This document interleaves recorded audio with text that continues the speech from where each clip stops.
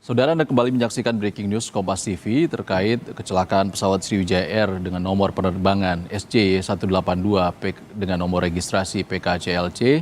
Saudara, saat kecelakaan terjadi, perangkat milik Badan SAR Nasional tidak memancarkan tanda bahaya yang biasanya terjadi saat pesawat atau kapal laut mengalami kecelakaan. Deputi Bidang Operasi Pencarian dan Pertolongan dan Kesiapsiagaan Basarnas menyebut perangkat Basarnas tidak mendeteksi emergency locator transmitter yang ada di pesawat. Di Basarnas ini memiliki local unit transmitter, ya, LUT, yang bisa menangkap sinyal mara bahaya, baik dari radio beacon yang digunakan oleh pesawat, yaitu namanya ILT, ya, Emergency Locator Transmitter, maupun IPEP yang digunakan oleh kapal. Nah, biasanya apabila ada crash, itu LUT kita akan memancarkan sinyal mara bahaya. Namun, pada saat kejadian lost contact ini di Basarnas, alat kita, LUT kita ini tidak memancarkan sinyal mara bahaya. Biasanya memancarkan. Namun di alat kita di local unit terminal ini tidak bisa memancarkan, tidak bisa memberikan informasi. Nah, ini yang perlu kita dalami.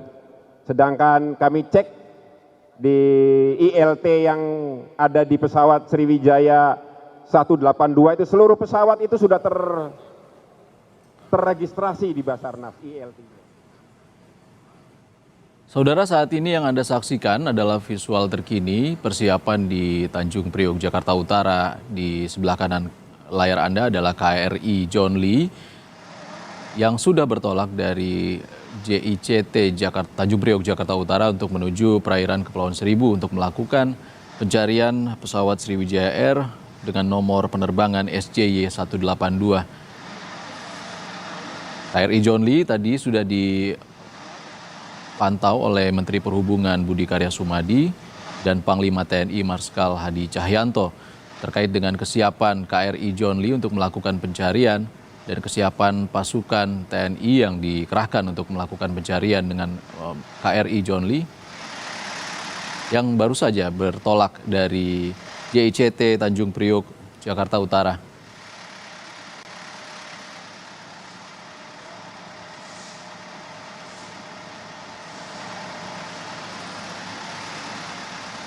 Saudara, apa saja kemungkinan yang membuat pesawat Sriwijaya Air dengan nomor penerbangan SJY182 jatuh di perairan Kepulauan Seribu? Untuk membahasnya sudah bergabung secara daring mantan pilot Kapten John Brata. Selamat pagi, Kapten John. Selamat pagi, Pak Mas TV. Ya, Pak John, saya dengan Ihsan. Kami meminta keterangannya terkait dengan pengetahuan Anda sebagai seorang mantan pilot terkait dengan jatuhnya pesawat Sriwijaya Air dengan nomor penerbangan SJ182 ini, Pak. Ya. Sejauh ini apa analisa Anda, Pak John? Jadi begini, itu kan pesawat itu delay 30 minutes ya, due to weather jelek. Biasanya kalau weather jelek, dari tower itu kita tidak diizinkan, start mesin tidak diizinkan karena cuaca jelek kan. Itu mungkin below minima istilahnya. Below minima itu di bawah sekian-sekian gitulah gitu. Di situ. Artinya bila ada delay yang cukup panjang? Ya, antara lain ya, itu kan kebetulan, bukan kebetulan, kemarin memang cuaca sepanjang hari jelek itu, menurut kontak itu jelek ya. Jadi ya, itu di bawah minima, visibility-nya kurang, dan segala macam. Kemudian juga di jalan juga kan mungkin pantau awannya cukup banyak. Jadi akhirnya ATC itu punya wewenang dia untuk memberikan izin untuk kita berangkat atau tidak begitu. Di samping kita tentunya pilot yang terakhir menentukan, walaupun sudah diizinkan, tapi kalau menurut dia si pilot itu menurut analisanya nggak baik, ya dia tidak akan take off, begitu kira-kira. Untuk masalah cuaca juga dirasakan atau dialami oleh pesawat lain yang berangkat dekat dengan waktu keberangkatan pesawat Sriwijaya Air. Artinya pengaruh cuaca ini juga belum bisa saja bukan menjadi penyebabnya, Pak ya? Oh bisa jadi, itu kan kemungkinan ya banyak ya, terutama misalnya penumpangnya misalnya sekian puluh belum report dia, walaupun sudah ya apalagi zaman sekarang kan zaman pandemi, kalau dulu 2 jam sebelum take off itu kita harus sudah report kan, kalau sekarang kan kondisinya lain lah gitu. Satu, kedua pesawatnya juga mungkin ada yang namanya klaten dari sebelumnya, jadi harus ada yang diperbaiki. Itu ada kemungkinan di situ gitu. Boeing 737-500 merupakan pesawat yang sangat umum ya Pak di Indonesia? Oh iya, itu yang mula-mulanya kan 100, 200, ada 300, yang 500 ini. Ada juga 400 kalau nggak salah kalau menurut saya. Gitu. Artinya tidak ada masalah dengan pemahaman pilot Indonesia terkait dengan penggunaan pesawat ini? Oh enggak. Ini pesawat yang boleh dikatakan ya umurnya kan itu tahun 94 tuh. Jadi tapi pesawat jangan dibilang tua dan tidak ya. Kalau maintenance-nya bagus dia akan tetap baru. Karena mungkin bodinya yang tua, tapi mesinnya udah diganti. Jadi selalu diupdate itu. Dan nggak ada pilot yang mau terbang kalau pesawatnya itu tidak dirilis. Dirilis artinya ditandatangani, diperiksa dengan baik begitu. Artinya tidak ada pengaruh usia pesawat apabila perawatan pesawat tersebut dilakukan secara baik ya Pak ya? Iya, itu kan ada term-termnya. Jadi misalnya kelas B, kelas A, ada sekian sekian jam apa yang harus diganti. Mungkin ya paling gampang lah. Kayak mobil juga kan, ganti oli, ganti apa, ini juga diperiksa semua pesawat. Itu jelas kayak gitu. Dan di samping itu, tiap kali kita terbang, si pilot itu nanti akan menulis apa nih kekurangannya, apa nih yang dirasakan. Nah itu harus diperiksa dan itu harus ditandatangani oleh si teknisi, namanya rectification. Kalau sebelum ada tanda tangan itu, pilot nggak akan berani berangkat begitu. Artinya tidak ada kemungkinan tidak pahamnya seorang pilot ya Pak ya? Enggak. Kita itu selalu modal kita itu adalah logbook. Logbook itu harus selalu dibaca. Dan seorang pilot itu pasti akan menuliskan apa yang terjadi. Namanya discrepancy ya di pesawat itu. Apa yang kelainan-kelainan yang dirasakan itu akan ditulis. Dan itu adalah kewajiban dari para teknisi yang sudah license untuk memeriksa apa yang telah dilaporkan oleh pilot. Baru kemudian nanti pilot berikutnya itu akan terbang ya dengan pesawat yang sudah diperbaiki begitu. Artinya dengan kondisi pesawat yang baru take off atau lepas landas, kondisi cuaca saat itu yang cukup buruk, Pak John. Ya. Terbang secara manual itu memang sangat kritis saat itu ya Pak? Enggak, jadi jangan dibedakan. Itu mungkin secara instrumen ya. Kalau pesawat itu take off, itu dari zaman sekarang itu harus sudah secara instrumen. Jadi biasanya tuh 1.500 feet, kita sudah assign ke route yang akan kita tempuh. Nah itu kita langsung udah instrumen, jadi sudah dipantau oleh radar. Nah kalau soal manual itu kan diterbangkan oleh pilotnya sendiri. Biasanya pilot itu akan on-kan autopilot apabila situasi sudah aman. Tenang, aman gitulah. Baru di-on-kan, itu namanya. Jadi manual itu istilahnya. Ya. Baik. Artinya masih ada juga kemungkinan terkait dengan kegagalan engine. Ada beredar kabar terkait rusaknya mesin atau matinya mesin Boeing 737-500 yang digunakan oleh Sriwijaya Air ini, Pak. Apa yang informasi yang mungkin Anda miliki? Nah begini ya, pesawat itu walaupun sudah diperbaiki, namanya kan buatan manusia, itu mesti ada. Jadi kita kewaspadaan dan itu sudah dilatih.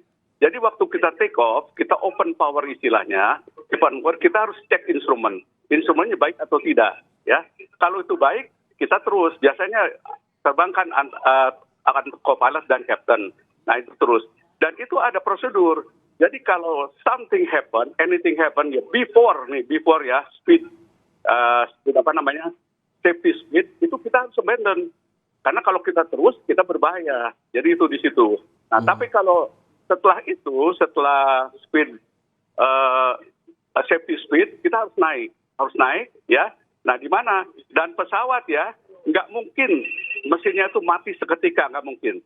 Jadi kalau mati itu nggak kayak seperti mobil, langsung mati. Dia akan berbet satu-satu gitu. Jadi ada kemungkinan. Makanya kita ada kesempatan cek engine instrument. Nanti yang nggak terbang itu mengecek engine kiri atau engine kanan yang di fault gitu. Waktu yang dimiliki oleh pilot untuk mengecek instrumen di pesawat saat pesawat sudah lepas landas tadi berapa lama Pak John? Wah itu detikan itu detik itu cepet banget itu. Kalau kita take off itu kira-kira airborne itu pesawat itu rata-rata 48 detik. 48 detik dia sudah airborne ya. Apalagi sekarang nih. Sekarang kan pesawatnya kan kosong tuh, relatif kosong lah. Penumpangnya kan cuma 50, 62, mestinya 100 sekian. Itu pasti akan lebih cepat airborne. Tapi kalau normal condition ya, itu 48 detik itu harus sudah airborne. Kalau itu belum airborne, kita mesti kita feeling, wah ini pesawatnya mesti, ya katakan bisa overload atau apalah gitu. Jadi itu, kita harus sudah tahu. Jadi detik hitungnya. Diprediksi pesawat Sriwijaya Air kemarin hanya terbang selama 4 menit, hilang kontak 4 menit setelah lepas landas dari Bandara Soekarno-Hatta, Pak John. Ya. Jadi begini, itu kan dia kalau nggak salah, kalau menurut angin kan serang dari barat. Jadi pasti terbangnya ke arah barat kita kan, take off kan. Kalau di Cengkareng itu landasan 25 itu biasanya. 25 dia naik, kemudian dia kan belok kanan. Dia belok kanan, baru mencapai waktu dia belok kanan, speednya itu akan rising, ya akan naik itu masing-masing sampai 230 knots, kurang lebih 400 km sekian lah. Nah, dia baru mencapai 12.000 kan, itu memang kurang lebih antara 4 to 5 minutes. Nah, biasanya kalau kita udah set up kayak gitu ya, itu tower akan mengover ke approach biasanya, contact approach atau contact radar lah. Nah, kemudian kita sudah dimonitor oleh radar itu, jadi udah monitor radar gitu. Nah John, tapi ya silakan Pak. Ya silakan. Ya dan kita terus terang ya, itu waktu take off itu waktu kita putar kan kita langsung sudah on kan radar kita lihat ya mana yang kita bisa lihat baik atau bukan baik atau tidak lah, mana yang istilahnya intensitasnya tinggi di dalam awan itu sendiri. Kalau misalnya itu awannya itu merah gitu ya di dalam itu, kita bisa minta request ke kiri atau ke kanan lah gitu biasanya, dan sambil naik gitu. Nanti tower akan memberikan kalau tidak ada traffic yang lain gitu. Pak John, kami rilis dari kompas.com ada peringatan yang dikeluarkan oleh regulator penerbangan di Amerika Serikat, Pak. Ya. Federal Aviation Administration. Ya. Terkait dengan pesawat 737 series, baik itu next generation atau klasik yang dikatakan oleh regulator tersebut bisa bermasalah apabila tidak digunakan dalam jangka waktu yang cukup panjang. Betul. Apa yang Anda ketahui terkait ini, Pak? Begini, pesawat itu ya tidak terbang atau digunakan, itu selalu dicek. Ada periode tertentu dicek. Nggak mungkin kita tidak dicek, ya itu selalu dicek. Jadi itu memang udah artinya udah in mind teknik itu untuk melakukan hal yang begitu yang disebutkan oleh FAA itu hanya peringatan aja supaya kita waspada, apalagi zaman sekarang gitu. Itu kira-kira begitu. Jadi pesawat itu di samping diterbangkan ya jamnya dihitung. Jadi mulai kita start mesin itu udah ada cycle namanya cycle-nya itu udah tertulis di situ. Itu selalu kita rekod semuanya, dan ini udah berapa lama nih pesawat nggak terbang, itu juga pasti akan ada pengecekan tersendiri begitu kira-kira. Jadi itu hanya FAA itu kalau menurut saya itu hanya peringatan aja untuk mengingatkan jangan lupa loh, ini kita udah lama nggak terbang, pesawat nggak terbang, jadi ya diceklah begitu demi safety. FAA memperingatkan di sini terkait dengan tidak dioperasikan selama 7 hari berturut-turut untuk 737-500 bisa mengalami gangguan ataupun korosi di bagian air valve check-nya, Pak. Ya. Mungkin bisa dijelaskan, Pak? Ya. soal korosi itu kan sebetulnya saya juga nggak ngerti tuh kenapa kok dia tulis itu korosi kalau pesawat dibiarkan ya. Apalagi kan di kita itu nggak ada salju misalnya kayak gitu kan. Kalau ada salju kan ya lebih pemeliharaannya lebih sulit lagi karena sebelum terbang itu harus dibersihkan. Kalau kita kan paling hujan dibersihkan. Biasanya kalau korosi itu selalu dialami oleh helikopter yang terbang rendah di atas laut kan ya, atau kalau jandaranya itu kurang lebih 1 kilometer 2 kilometer dari laut, itu memang anginnya itu akan mempengaruhi badan pesawat itu, dan itu biasanya ya kita dicuci itu pesawat itu, jadi dicuci dibersihkan lah begitu untuk mencegah kemungkinan itu. Tapi kalau misalnya tiap 7 hari harus dicek pakai ronsen gitu ya, itu kan pesawat juga di ronsen ya akan berabe juga begitu. Jadi itu ada periode tertentu kalau menurut saya itu termasuk sebagai peringatan, sebagai kewaspadaan bahwa kita harus mengantisipasi apa yang akan terjadi terutama di zaman pandemi sekarang ini. Begitu kira-kira.